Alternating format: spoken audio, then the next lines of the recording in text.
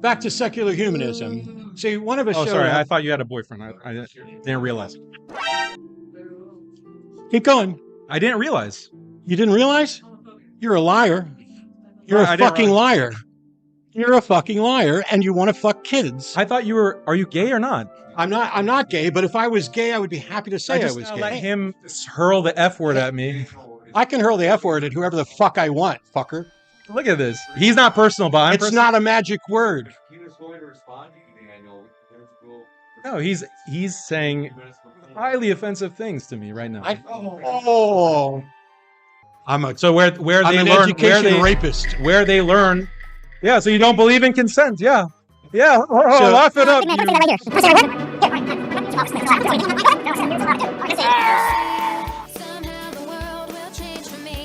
Matt's position. It's Matt's position. I came in with the Secular Humanist Manifesto. I came in with positions that aren't that aren't merely my positions. Oh, well, as long as multiple people hold the position, it This makes it guy's not valid. serious, and I'm leaving. James, if you want to refund, you Well, let me know. good day, sir.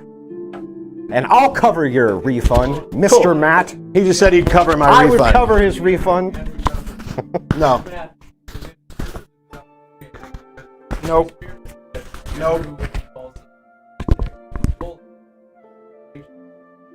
No, I'm not going to dignify a debate with someone who walked in to trash talk people and be smug and all of the things that he's being right now. He's already said he will cover my expenses. You don't have anything to worry about. This debate is over. Goodbye. Goodbye. Jackass. Did you call me a jackass, Matt? Well, you and your husband have a good day, Matt. Have a wonderful day, Matt. Yeah. Yeah. No, that was fine. I mean, if you're going to take a parting shot, I will too, Matt. Yeah. The thing is, my parting shot's correct. No, your parting shot's correct? Oh, man, tough crowd. Much, James, and thanks, Andrew, for being here, and all of you for showing up. Humanism has as its focus the betterment of humanity in this life, while Christianity has as its focus adherence to a God and the disposition of souls in an afterlife. Our best efforts in this life are, according to the Bible, like filthy rag. Our best attempts at righteousness and justice are portrayed as vile and disgusting when compared to a bumbling God constantly failing to get his creation to love and respect him, while also prescribing the death penalty for nearly everything: adultery, blasphemy, breaking the Sabbath, disobedient children, witchcraft, worshiping another god, not being a virgin on your wedding night. Which is better for society? Well, I'd say the one that has human society as its focus and isn't so intent on killing humans for not buying into a specific doctrine. Heaven and hell, if they were to exist, aren't human societies. What a God thinks is unknown and irrelevant. There's never been a secular humanist nation, either in a governmental form, which I'm not advocating for, or in a primary philosophical view of the majority of the population, which means we have to look at the ideals between these two positions. Secular humanism has been around for 90 years. In 1933, the first Secular Humanist Manifesto was published. It identified humanism as a religion with 15 points. It was updated 40 years later in 1973 with a lot more information. And then it was incredibly shortened in 2003. In addition to the manifestos, there are organizations like the Council for Secular Humanism, American Humanists, etc. In the first version of the manifesto, it's presented as a religious view where it acknowledges there's no supernatural guarantee of human value. We advocate a heightened sense of personal life and a cooperative effort to promote social well-being. The goal of humanism is a free and universal society in which people voluntarily and intelligently cooperate for the common good. In the manifesto version 2, 40 years later, this includes a lot more information. Short versions, they begin by saying those who sign this disclaim that they are setting forth a binding credo. This statement reaches for a vision in time that needs direction. We affirm a set of common principles that can serve as a basis for united action. This isn't a to-do list or a thou shalt not list.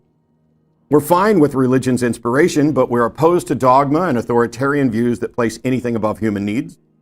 Religions don't pass the test of scientific evidence. The promises of immortal salvation or eternal damnation are illusory and harmful. Ethics and moral values stem from human experience, and situational ethics stem from the human need and human interest.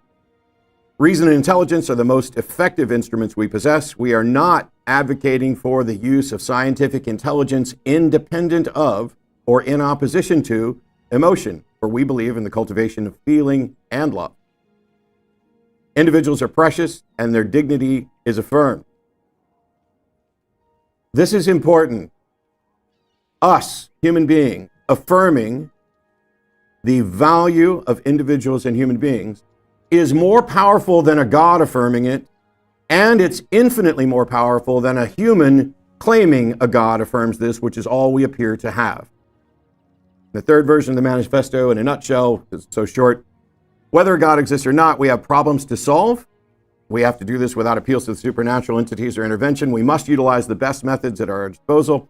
Reason and science seem to be the primary ones to assess reality and reach conclusions. Justice, fairness, equality, and autonomy are the primary goals. This life, not a hypothetical afterlife, is what we're trying to improve.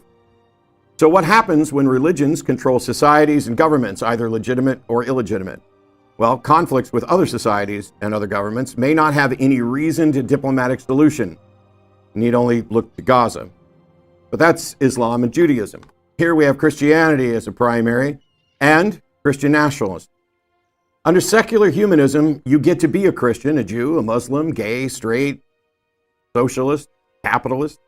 You just don't get to impose those necessarily on others through acts of fiat. Not necessarily true with the religions in charge of the government. Mike Johnson's the new Speaker of the House in the United States. He's homophobic as all get out. He's argued to criminalize homosexuality. Homosexualities, by the way, are U.S. citizens with specific rights that he wants to take away. Moreover, he advocates for gay conversion therapy, which is unscientific and torturous, because he thinks he can help them pray the gay away, and the gay can be eliminated. He's not anti-gay. He just wants them to cease to exist as gay. They get to keep being human beings. He thinks there's no right to sodomy.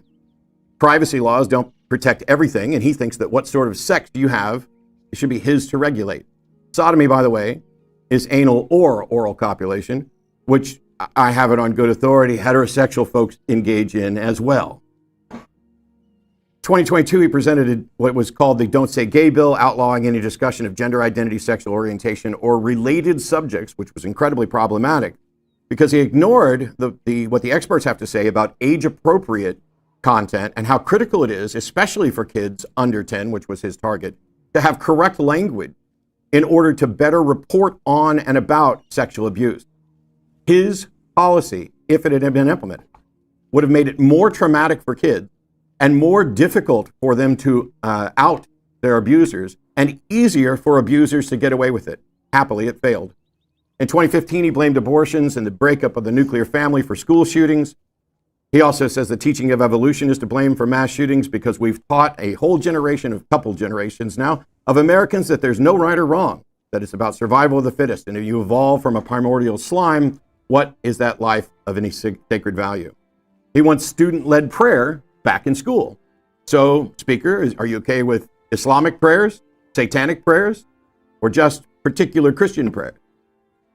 He's opposed to the separation of religion and government, sometimes called the separation of church and state. He thinks that the founders only wanted to protect the church from the state and didn't want to protect the state from the church, citing the notorious lying pseudo-historian David Barton to support this view. He definitely seeks to impose his views on others. Now, some of you are saying, hang on, he's the Speaker of the House, he's not the Speaker of Christianity, or that's not my type of Christianity. Great. But what is your type? What's your type of Christianity like? Because there's a lot of them. How is it better? And how can we make sure that we get your better version than the one that Mike Johnson wants? He thinks his version is correct. So do you. Countless denominations without consensus. He's already got more power than my opponent has right now. So I don't know Andrew at all. I don't know what version of Christianity he's advocating for. I didn't bother to look him up. We literally just met and said hello as I sat down here. Is his version of Christianity better? I really hope so, because it'd be hard to get a whole lot worse. But they point to the same book. They point to the same Savior, the same history. Liberal and moderate Christians provide legitimacy and cover to hide the fundamentalists and to allow them to engage in Christian nationalism. Secular humanism allows you to be a Christian. right up until you try to impose it on others, and then you get to keep being a Christian. You just don't get to practice it in the way where you're imposing it on others. You can pray, you can go to church, you can tithe, you can worship, gather, share, discuss, convert, vote based on your values. You can vote against your own best interest. I see people doing all the time. You can teach your kids your values under secular humanism. The foundational principles of secular humanism solve conflicts with data, debate, and discussion instead of coercion, conversion, or conquest. There is no secular humanist sect and no denomination of secular humanists that's ever required someone to believe something that is not empirically verifiable, that's ever ordered the death of another person, that's ever ordered or acted to act or destroy property of any person or government, that has ever overthrown a democracy to impose a secular humanist regime, that's ever been connected with terrorist cells and activities, that's ever denied freedom of speech or expression, that's ever called for the deaths of people for criticizing secular humanism or any religious view, that has ever advocated for or inspired suicide bombers or terrorist attacks. Those things are simply not consistent in any way with the core values of secular humanism. There is no threat to Christians, Jews, Muslims, Scientologists from secular humanism. There might be from scientific skepticism and rationality if you're not able to actually demonstrate the truth of your claim. But life, freedom, and an equitable relationship are the foundation of secular humanism. There is no list of thou shalt not or thou shalts, because we recognize that nearly every attempt at such a list fails at some point as we learn more about our world and about getting better at understanding the world better, about doing better, and being better in this life. The goal of humanism is a free and universal society in which people voluntarily and intelligently cooperate for the common good. If you have an objection to that or a better goal, what is it? All right, thank you so much for your introductory statement. We're going to hand it over to Andrew Wilson for 10 minutes. So thank you for being here, Andrew, and the floor is yours. You're welcome. For those of you who don't know me, my name is Andrew Wilson. I am the host of the one and only Crucible, the fastest growing debate channel on the internet, James. Just in case you didn't know. Appreciate that very much. Appreciate everybody being here. All of you are way too stodgy in this room. Very low energy. Just wanted to let all of you know that. Ladies and gentlemen of all pronouns, the Z's, the Zers, the hims, and hers, I would like to thank you for tuning in today for this exciting in-person conference on modern day debate. My name is Andrew Wilson. There's a few ways this debate can go. The topic is Christian ethics versus secular humanism, which has a better foundation. The funny thing is, I already won that topic because, as Matt explained to Jay Dyer, he has no justification under the skeptical belief structure to give an accounting for any meta-ethical presupposition he may have. He just kind of grants himself stuff. He grants himself logic, he grants himself reason, he grants himself an entire worldview, even though he's using an unjustified starting position for it. So I'm not honestly all that interested in doing the God not real dough debate, because one, it's boring, and two, it's also really boring. It goes like this. I don't see enough evidence and remain unconvinced there's a God. Then I say, but you use a theistic worldview of justification like there is a God to grant yourself logic and everything else. So instead of that, I'm just going to grant Matt's entire worldview. 2/3 or more of this entire planet are all operating inside of a shared delusion that they were created by a sky daddy who loves him some slavery and murderousness. He thinks it's funny to kind of cosmically with people. That's his deal, kind of his whole thing. That's Matt's worldview.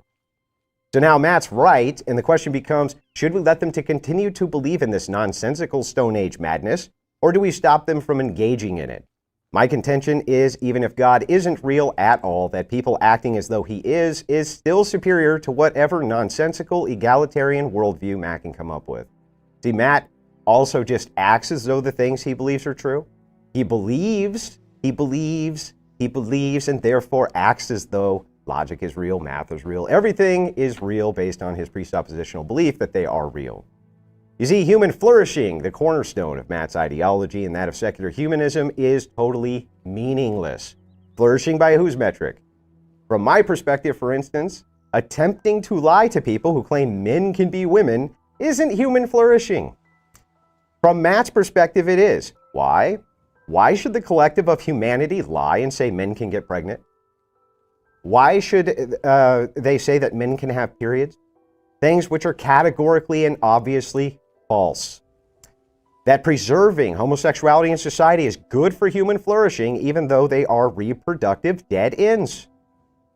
And that Western society and egalitarianism is superior to those evil theist society, even though the Western nations can't even reproduce their own populations, but instead have to replace their population with foreigners from those theist nations that can reproduce.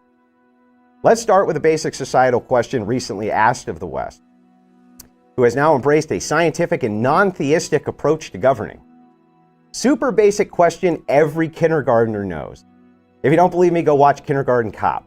The question posed to the Western nation is, can a man be a woman? All right? To the question of if a man can be a woman, they say the answer is yes. And the way we will decree they can be a woman is by simply saying that woman now means male. Problem solved. Thank you, secular humanists. Thank you so much. Nope, not kidding. Why, you ask, would people be this over the top stupid? Well, it's simple. The good is the good, man. We have to do what's good for human society and human flourishing. And if you don't call these deranged lunatics something they obviously aren't, they might self-terminate. So in order to avoid that, we need to make everybody on planet Earth lie to them. This is human flourishing. Just redefine shit, pretend it's true. How laughably absurd this worldview is. Matt will often say, I remain unconvinced. Well, Matt, I'm also going to use your standard. I need for you to 100% convince me beyond a shadow of a doubt that males can have babies. What's the answer going to be? No, Andrew, you big stupid. Males can't have babies. Men can have babies. Because we just defined man to include females, dummy.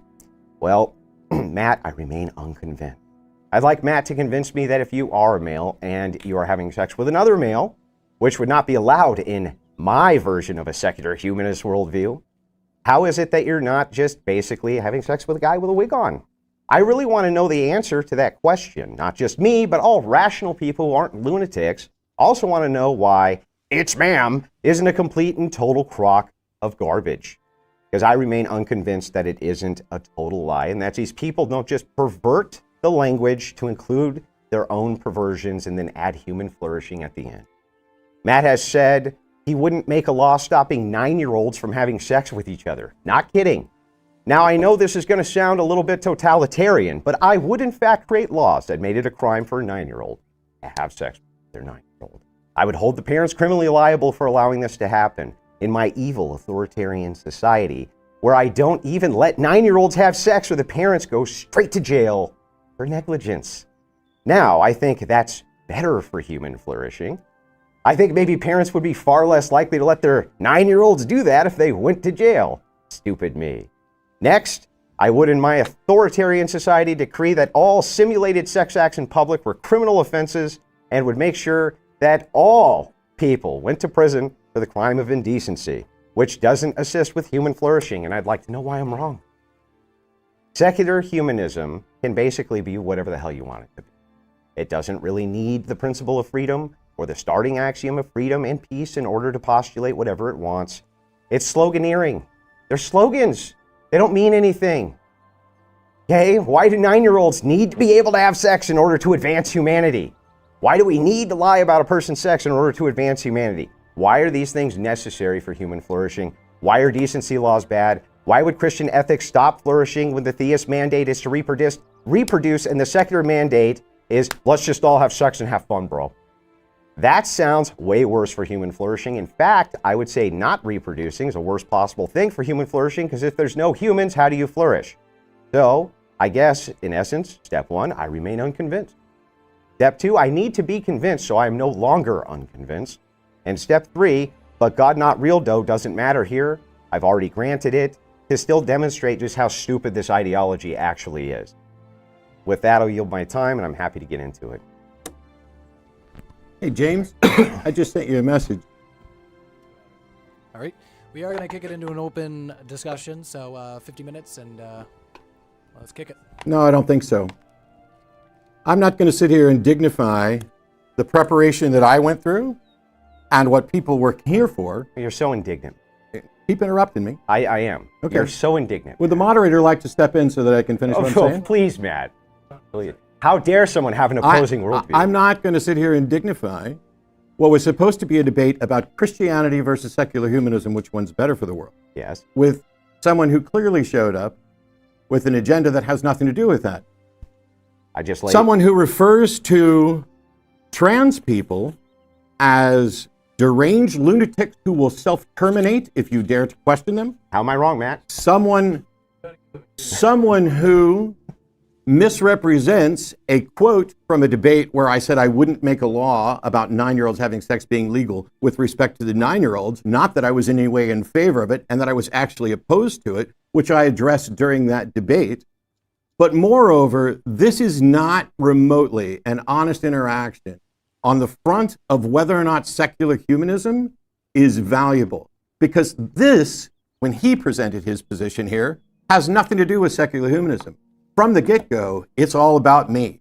Matt thinks, Matt thinks, Matt thinks. I'm giving what Matt thinks, what Matt thinks, what Matt Matt's thinks, position. what Matt It's thinks. Matt's position. I It's Matt's came in position. with the Secular Humanist Manifesto. I came in with positions that aren't They're your just positions. that aren't merely my positions. Oh, well, as long as multiple people hold the position, it This makes it guy's valid. not serious, and I'm leaving. James, if you want a refund, you Well, let me know. good day, sir.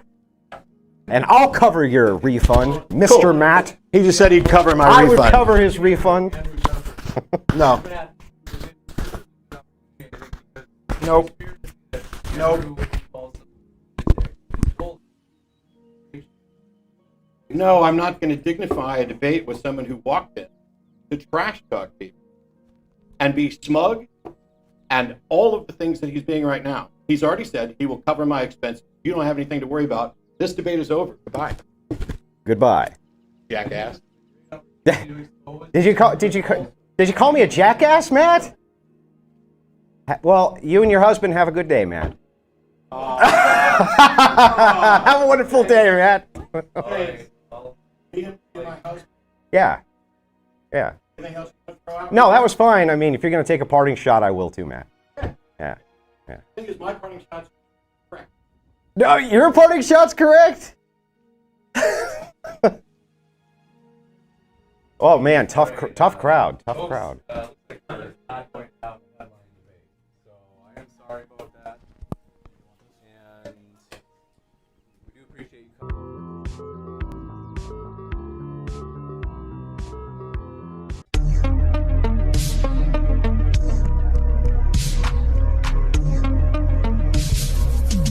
Divinity raises the humanity in Christ through theosis, and that's exactly what we experience.